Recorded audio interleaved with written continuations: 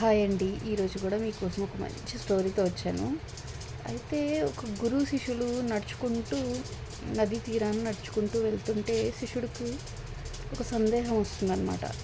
గురువుగారు చాలామంది దేవుణ్ణి అనేక రకాలుగా కోరికలు కోరుతుంటారు కదా, అవన్నీ నిజమవుతాయా అని అడుగుతాడనమాట. అయితే దానికి గురువుగారు ఏమంటారంటే, అవన్నీ నెరవేరుతాయో లేదో తెలియదు కానీ నేను ఒక కథ చెప్తా విను అని చెప్పేసి ఒక కథ చెప్తుంటాడు. ఒక గురు శిష్యులు నడుచుకుంటూ వెళ్తూ ఉంటే దారి మధ్యలో ఒక పెద్ద వృక్షం కనిపిస్తూ దాన్ని చూసి నవ్వుతూ గురువుగారు ఏం చేస్తారంటే తదాస్తు అంటాడంట.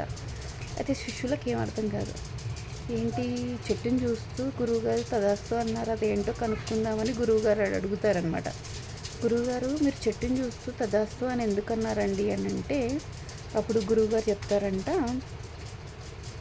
ఆ చెట్లు రెండు మాట్లాడుకోవడం సంభాషణ విని తదాస్తు చెప్పానంటే ఏం మాట్లాడుకున్నాయంటే, ఆ మహావృక్షము నేను పెద్ద చక్రవర్తి అయ్యి భూమండలాన్ని ఏలాలనుంది అని చెప్తుంది. అది వచ్చే జన్మలో కాదు, ఈ జన్మలోనే అలా జరగాలి అని చెప్పి అది కోరుకుంటుంది. అందుకు నేను తదాస్తు చెప్పాను అని అంటే శిష్యులు నవ్వుతారంట.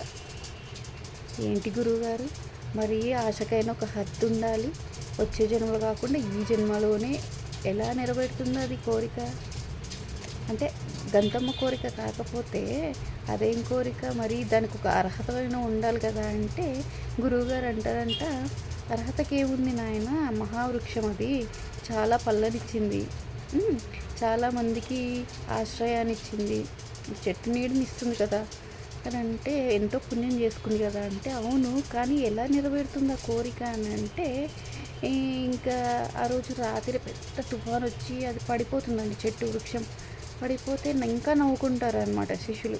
నవ్వుకుంటూ ఆ విషయాన్ని అలా మర్చిపోతారు. అలా సంవత్సరం గడిచిపోతుంది. శిష్యులకు ఒక విషయం తెలుస్తుంది అనమాట.